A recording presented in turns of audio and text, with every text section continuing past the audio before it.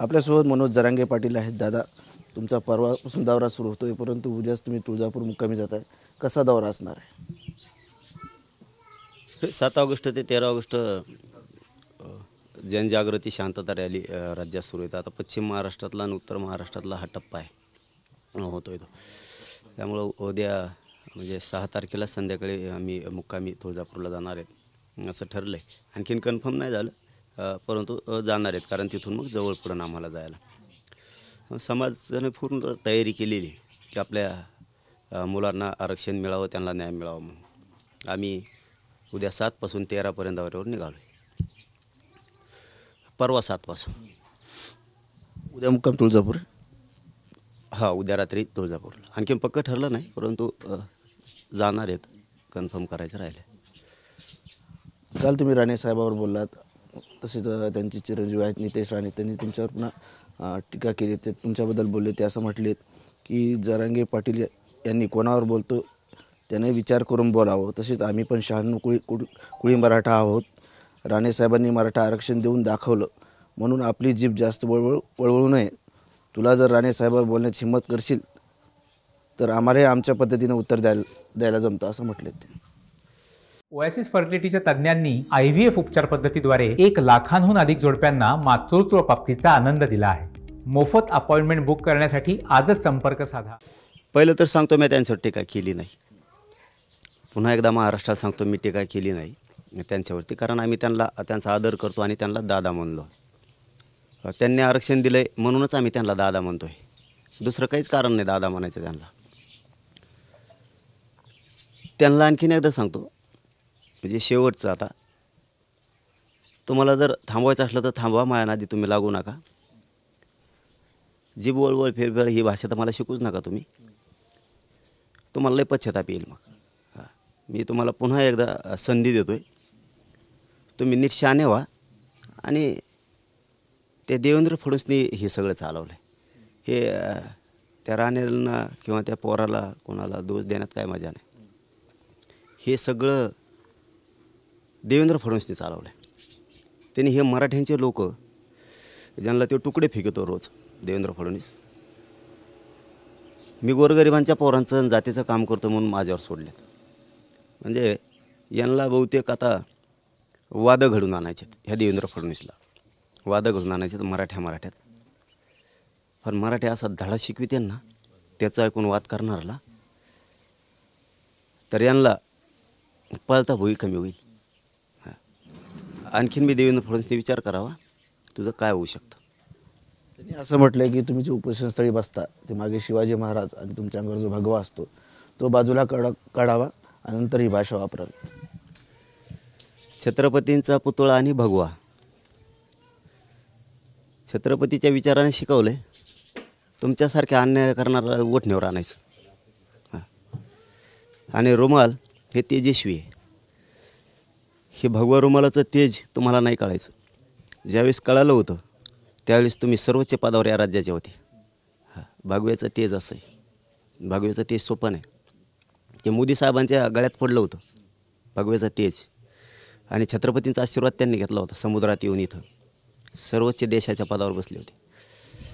तुम्हाला भगव्याची किंमत कळालेली. आणि भगवा कोणी वापरावा आणि छत्रपतीच्या पुतळ्यासमोर कोणी बसावं हे आम्हाला चांगलं कळतं. आणि आम्ही छत्रपतींचे विचार चालवतो. आम्ही छत्रपतींचं हिंदुत्व चालवतो. ते विचार तुमच्या पक्षाचं हिंदुत्व चालत नाहीत. आम्ही जातीच्या विरोधातलं हिंदुत्व आम्ही चालत नाही तुमच्यासारखं. ते मला शिकवायची गरज नाही त्यांनी. मी पुन्हा सांगतो, तुम्ही उगाच हातानं मला अंगावर घेऊ नका. तुम्ही शहाणे असताल तर. मी तुम्हाला संधी देतो आहे. पुन्हा सांगतो, काही ना काहीतरी समाजासाठी दादांनी केलेलं आहे म्हणून त्यांना समजून सांगा आणि या पोराला समजून सांगा. मी जर बिथारलो ना तर परत तुम्हाला मागं घ्या म्हणलं तरी घेता येणार नाही. मला माहिती आहे दरीकरण फडणवीसने केलेलं अभियान सुरू आहे. ट्रॅप रचलेला आहे माझ्यावर. हे जाळ आहे. यांना दोष देऊन काहीच उपयोग नाही. हे राणे किंवा ते किंवा आणखी 2-4 जण आहेत, यांना काय उपयोग नाही. ती एक दुसरा आत्ता बोलायला लागला ते डाकूमाकू दहीहंडी. डाकूमाकू नाही का ते दुसरा एक आताचा. हे म्हणजे हे सगळे मराठ्यांच्या विरोधातले डाकूमाकू येते. हे देवेंद्र फडणवीसने काम लावलेलं आहे. देवेंद्र फडणवीस म्हणजे सुपडासाप करण्याच्या दिशेनं निघालेला आता 100% ते त्या मार्गावर निघाला. मराठ्यांच्या अंगावर घालायचं काम सुरू केलं. त्या राणींच्या नाही लक्षात येणार की मी जातीसाठी करतोय आणि तुम्ही त्या देवेंद्र फडणवीससाठी करताय, हे विसरू नका. शहाण्णव कशाला म्हणतात हे तरी माहीत आहे का? शहाण्णव कशाला म्हणतात हे तरी माहीत आहे का?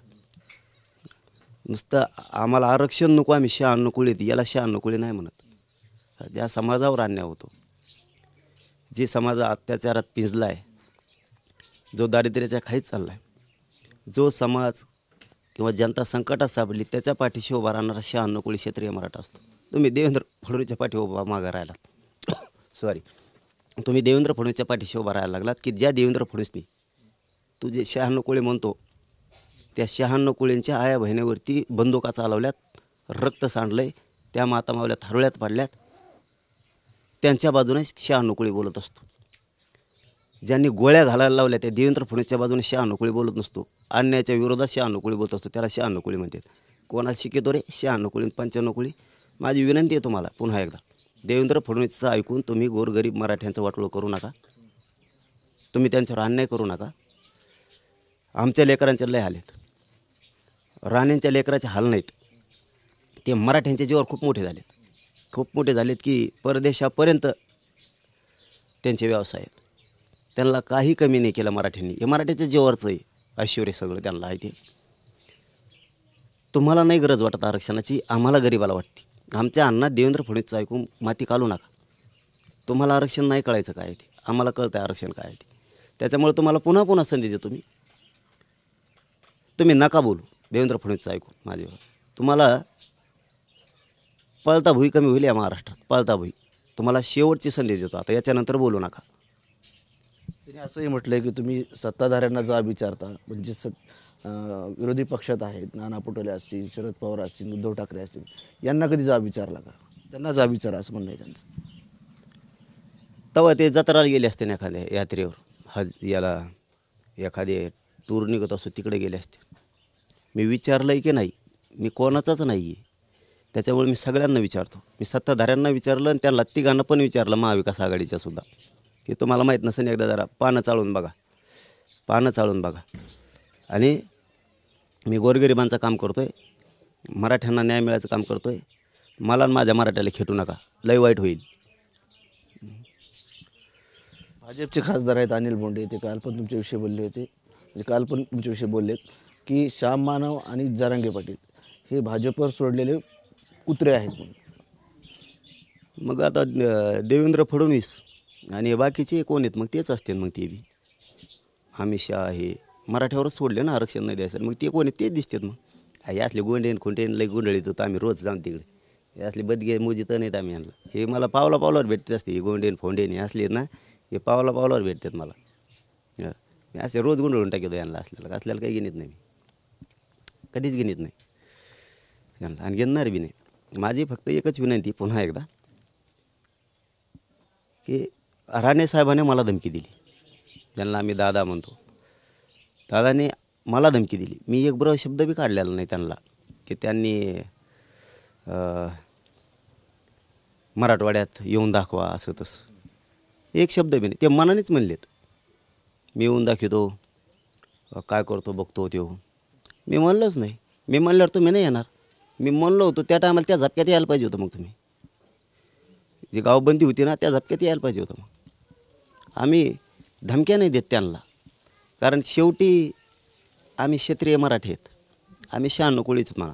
हां, आम्ही उपकार जाणतो. हो, आम्ही उपकार जाणतो. तुम्ही काही ना काहीतरी समाजासाठी केलेलं आहे म्हणून तुम्हाला बोलत नाही. पण याचा अर्थ मग असा नाही की तुम्ही त्याच्या नावाखाली त्या देवेंद्र फडणवीससाठी मला माझ्या समाजाला अडचणीत आणता, तर मी सुद्धा मोजित नसतो. मग हां, आम्ही तुमचा सन्मान करतो. तुम्हाला सन्मान शब्द कळतो का? सन्मान शब्द कळतो का? सन्मान शब्द मी तुमचा सन्मान करतो आहे की तुम्ही समाजासाठी केलेलं आहे. आपण सन्मान ठेवला पाहिजे. त्यांना दादा म्हणलं पाहिजे. त्यांच्या वयाची उंची आपण बघितली पाहिजे. त्यांच्या कामाची उंची आपण बघितली पाहिजे. म्हणून आम्ही गार आहेत. त्याचा जर तुम्ही फायदा उचलत असलात देवेंद्र फडणवीससाठी, हां तुमच्यासाठी वैयक्तिक बोललो का आम्ही? नाही, आम्ही बोलतो देवेंद्र फडणवीसला.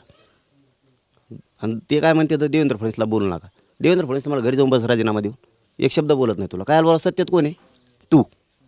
मग देवेंद्र फडणवीस सत्यात म्हणल्यावर सत्यालाच भांडायला लागेल ना. का सत्यात नाही त्याला, गावात आपण सरपंचालाच भांडतो ना. का माझी सरपंच दारात जाऊन बसवतो. तसं आम्हाला सन्मान शब्दाचा अर्थ जरा कळून द्या. आम्ही तुमचा सन्मान करतो आहे याचा अर्थ असा नाही मग की तुम्ही वारंवार तो फायदा उचलून आम्ही तुम्हाला ब्र शब्दानं दुखवत नाहीत राणे घराण्याला. याचा अर्थ तुम्ही ती संधी पकडून काही तोंड सुख जर घेणार आणि देवेंद्र फडणवीसला खुश करणार तर देवेंद्र फडणवीसला वाजवत असतो आणि मग तुम्हाला बी सोडणार नाही. कारण मी बी काय कच्च्या तालमीतला नाही. हां, आणि तुम्ही उन्हाकारण तुमचं वजन आहे. मी सरळ सांगतो, राणे घराण्याचं वजन आहे. त्याने मायानादाला लागून त्यांचं वजन घालू नये. मी ते खरं सांगतो आहे तुम्हाला. म्हणजे तुम्हीसुद्धा वळवळ तुमची बंद करावं. जास्तीचं मला त्यात धमक्या द्यायच्या नाही. मग मी बी मुजीत नसतो कोणालाच. धमक्या नाही द्यायच्या. शेवटची संधी आहे. माझं म्हणणं आहे तुम्ही शांत बसावं. तुमचं सगळ्यांचं कल्याण झालेलं आहे. माझ्या गरिबाचं कल्याण करायचं आहे. भाजपमधल्या मराठ्यांचं कल्याण करायचं आहे. भाजपमधले मराठी लई सुखी असते का. आता नारायण राणे साहेब ते पोरं असे बोलायला, दादाचे पोरं बोलायला येत. भाजपमधले मराठीचे गोरगरीब लई सुखी असते का. आता ते म्हणणार का नाही दादाचे पोरं म्हणते तर आरक्षण मराठ्याला देऊ नये, खूप चांगला निर्णय घेतला आहे, मनोज जरांगे मराठ्यांसाठी लढतो आहे, तर त्याच्या विरोधात देवेंद्र फडणवीस फौज उभा केली, दादांचे पोरं म्हणजे राणे दादाचे पोरंही उतारलेत, लई चांगलं काम झालं असं म्हणणार आहेत का आता मराठी भाजपचे. ते तर उलट पश्चाताप येत असेल त्यांना मराठ्यांना. आता यांना उगाच मतदान केलं. हे जे आरक्षण मराठ्यांना मिळतं आहे त्याला विरोध करायला लागले. मला विरोध करायचं कारण तेच आहे ना. मग राणेंचं माझं काही झालं आहे का तर याचं उत्तर नाही आहे. याचा अर्थ असा दिसतो सरळ की मी मराठ्यांसाठी आरक्षण मागतो आहे आणि ते देवेंद्र फडणवीसच्या बाजूने वाढायला लागले. म्हणजे इथंच संस्कारात फुटे. मी गोरगरिबांना न्याय मिळावा, त्यांच्या डोळ्याचे अश्रू पुसावेत, गोरगरिबाचे लेकरं मोठे झाले पाहिजेत मराठ्यांचे, करोडो मराठ्यांचे, म्हणून मी लढतो. आणि ते सरळ म्हणले दादा त्या दिवशी देवेंद्र फडणवीसला बोलले की आम्ही बोलू. म्हणजे तुम्ही देवेंद्र फडणवीस चालवायला लागले जात चालवायची. तर म्हणजे तुम्हाला जातीपेक्षा शहाण्णव कोळी म्हणताय तर मग जातीपेक्षा, जातीवर होणाऱ्या अन्यायापेक्षा, जातीच्या आया बहिणीला रक्ताच्या थाळूत पडूस तर मारलं आणि तो मारणारा देवेंद्र फडणवीस याची बाजू तुम्ही घेताय. म्हणजे संस्काराचाच भाग आहे आता ह्यो. परंतु एकीकडे भाजपचे काही नेते तुम्हाला भेटायला येतात, सामंजस्य भूमिका घ्या म्हणतात, आरक्षणाबाबतीत चर्चा करतात. दुसरीकडे भाजपचे काही नेते तुमच्या विरोधात बोलतात. त्यांना जागवायचा आहे देवेंद्र फडणवीस आणि मला जागवायचा आहे मराठा समाज, असं आहे गणित. आणि त्यांच्या एकही लक्षात आलं आहे पुन्हा की गोरगरीब धनगर, मुस्लिम, दलित, बारा बलुतेदार, बंजारा समाज, कैकडी समाज, राजपूत समाज, लिंगायत समाज हे गोरगरीब सगळेच एका बाजूने व्हायला लागले. मग जर हे पोरगा असं करणार असलं तर आपला देवेंद्र फडणवीसचं काय. अरे तुपल्या देवेंद्र फडणवीसचं काय मग माया मराठ्याचं काय. मी जातच बघणार ना. आणि मी आज जाहीर TV 9च्या माध्यमातून सांगतो, देवेंद्र फडणवीसच्या सांगण्यावरून हे राणेदादा असतील किंवा हे अनेक 2-4 माकडं असतील, ते डाकूमक्कू उठला आत्ता एक दही हंडी, हां ते दुसऱ्या मावश्या आहेत 2-3, यांनी काही जरी केलं, कितीही प्रयत्न केले, किंवा हे गुंड आहेत सगळे, हे सगळे गुंड आहेत यांनी देवेंद्र फडणवीसने पाळलेले.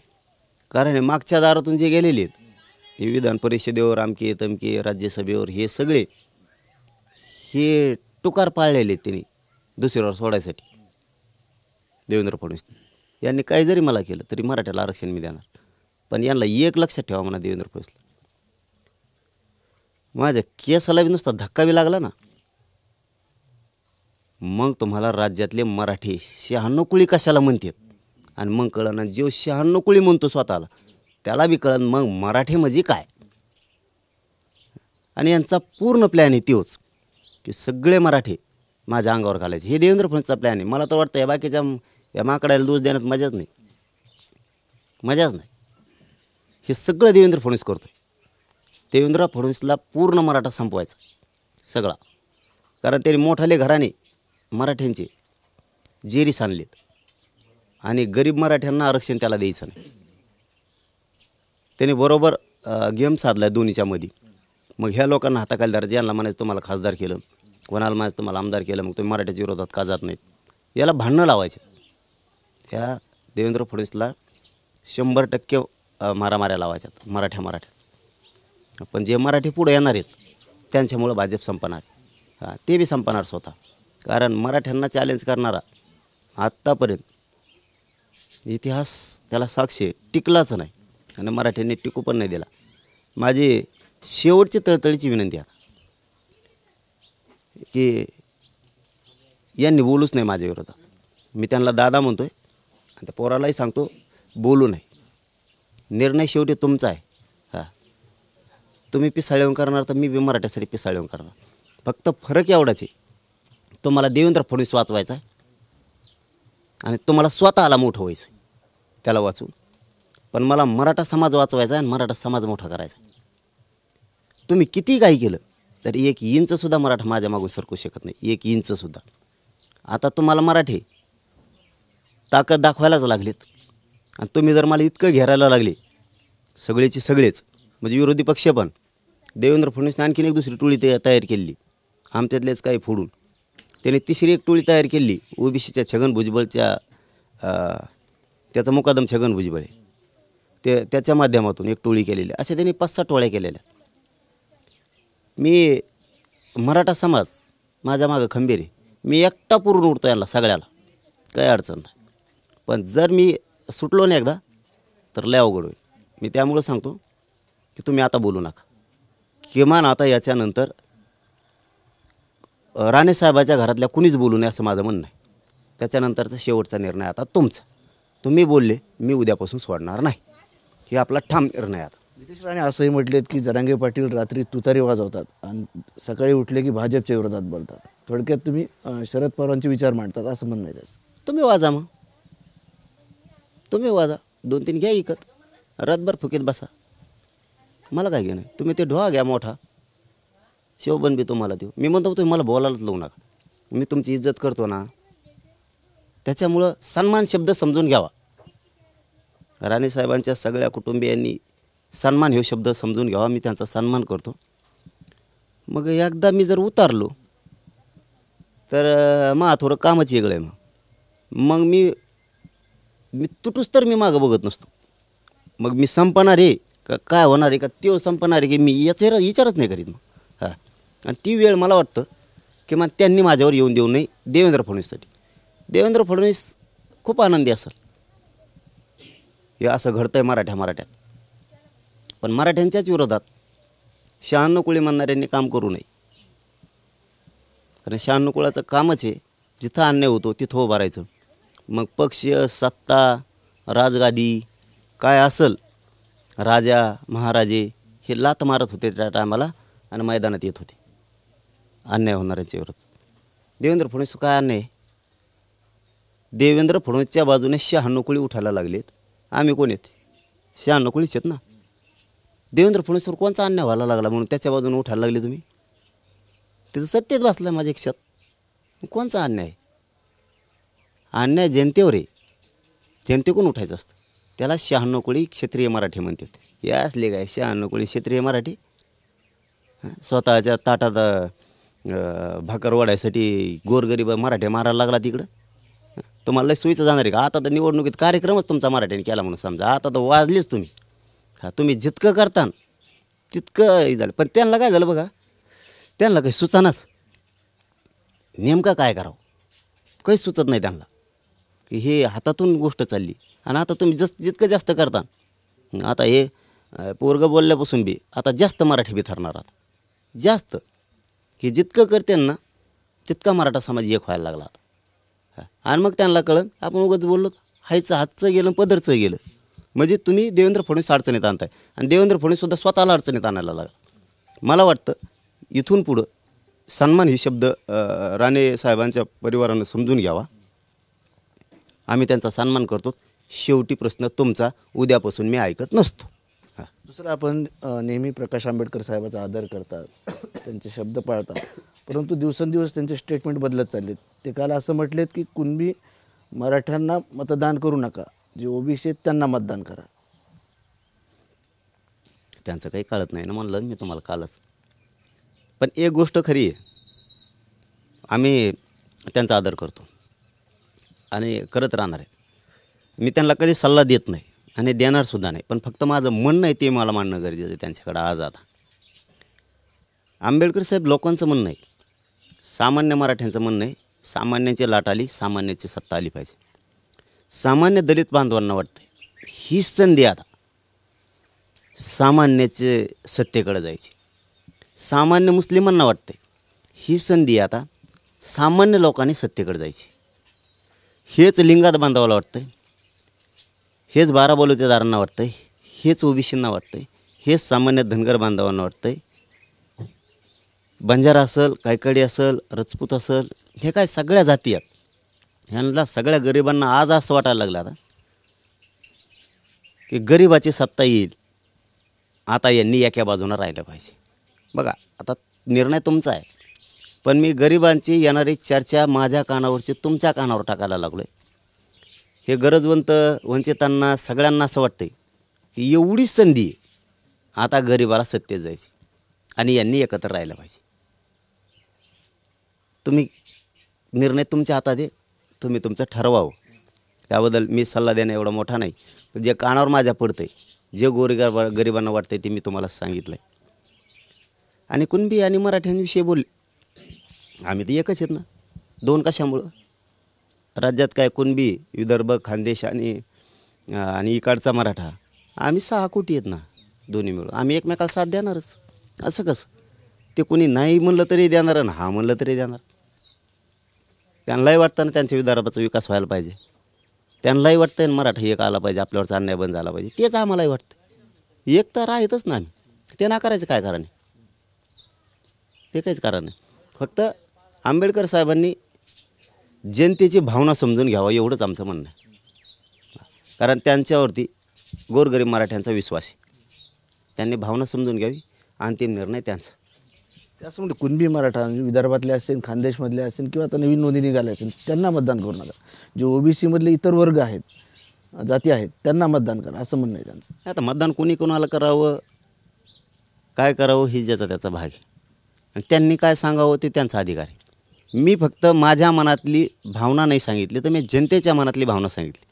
आज वंचितांना वाटतं अशी संधी चालून आली सत्तेत जायची, तसंच गरजवंत मराठ्यांना वाटतं संधी चालून आली. तेच गोरगरीब धनगरांना मी आत्ताच सांगितलं, सगळ्या जातीला, मुस्लिमांना, दलितांना, सगळ्यांना वाटतं की सत्तेकडं जाण्याची संधी चालून आली गरिबाला, आता एकत्र राहिलं पाहिजे. अशी संधी जरी गेली तर पुन्हा गोरगरीब वंचित कवा सत्तेत येणार नाही. कधीच मुस्लिम, दलित, 12 बलुतेदार कधीच सत्तेत येणार नाही. हे सामान्याला वाटतं. सामान्याची भावना सांगितली मी. शेवटी कोणी कोणाला मतदान करावं काय नाही, ते मराठा आणि कुणबी एकच आहेत किंवा जनता सगळ्या जाती धर्माची ते ठरवतात वेळेवरती. पण भावना मी सांगितली, मी सांगितलेल्या भावना लवकर लक्षात येईल ही आम्हाला आशा आहे.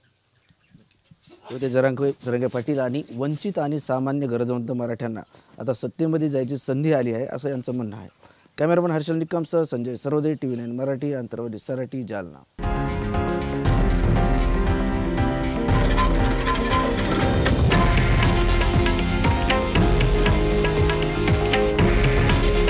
हे आहे देशातील नंबर 1 न्यूज नेटवर्क आणि आपण पाहत आहात TV9 मराठी.